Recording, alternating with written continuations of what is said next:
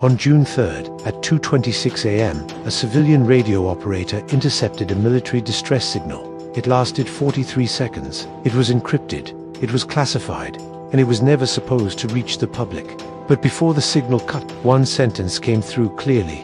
"It's mimicking us." Then gunfire, then screaming, then silence. The military later denied everything, but the audio file still exists, and once you hear it, you understand why they tried to bury it. Ryan Caldwell wasn't a conspiracy theorist. He was a licensed amateur radio operator in Nevada, former IT technician, quiet life, night hobby. He liked scanning restricted bands just to log anomalies. Most of the time, he found nothing but static. But that night, he picked up something different. A burst transmission, short, encrypted, definitely He almost ignored it until the encryption glitched.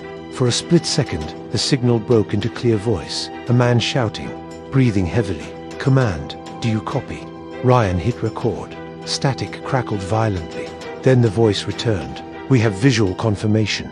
It's gunshots in the background, not distant, close." The voice came back louder. "It's mimicking personnel. Do not respond to vocal contact." Ryan's hands froze above the receiver.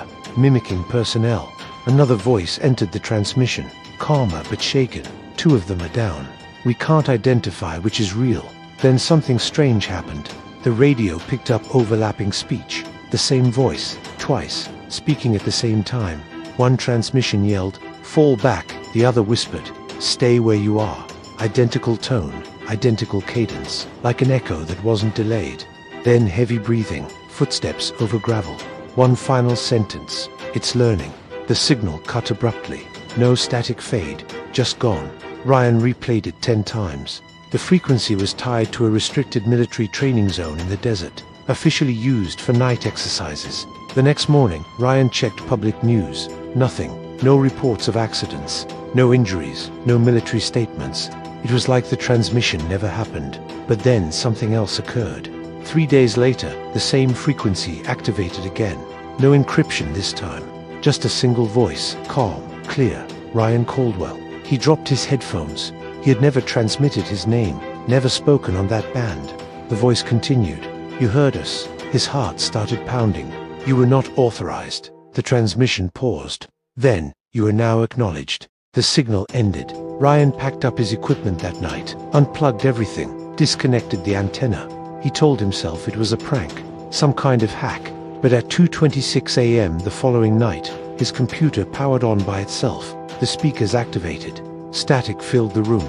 Then the same soldier's voice from the original distress call spoke softly through his desktop audio. "We told you not to respond." Ryan never responded. But that didn't matter. The voice continued. It adapts through recognition. The room temperature dropped. Ryan later told a friend that the most disturbing part wasn't the message. It was what came after. From the hallway outside his apartment, he heard boots, heavy, measured, walking slowly toward his door. Military boots. Gravel crunching sounds accompanied each step, but he lived on the 3rd floor. There was no gravel. The footsteps stopped outside his apartment. 3 slow knocks, the same pattern heard in the distress signal. Knock, knock, knock. Ryan didn't move, didn't breathe. Minutes passed, then silence. The next morning, his apartment was empty. No forced entry, no signs of struggle. His radio equipment was gone. His computer hard drive missing. But here's what investigators found unusual. His recording of the original military transmission, deleted, completely wiped, except for the final 2 seconds. In those 2 seconds, you can hear a whisper layered under the gunfire, not coming from the soldiers. Something else, repeating one sentence. Recognition confirmed. The military officially denies any incident occurred that night. No casualties, no missing personnel, no abnormal exercises. But satellite hobbyists later noticed something strange. At 2:26 a.m., thermal imaging from public satellite feeds showed multiple heat signatures moving in formation across the desert. Then one extra signature appeared, following them, matching their movement, step for step, but slightly delayed, as if learning. Then the extra heat signature split into 2, then 3, then 5, mirroring the unit exactly. And at 2:28 a.m., all signatures vanished simultaneously. If that transmission was real, if something out there can mimic voice, movement, identity, then maybe the most dangerous thing about classified military operations isn't what they fight. It's what comes back with them. And if you ever hear a restricted frequency crackle to life late at night and a voice calls your name, don't answer, because according to that transmission, it adapts through recognition. If you had intercepted that signal, would you have kept listening? Or would you have destroyed the recording? Tell me in the comments.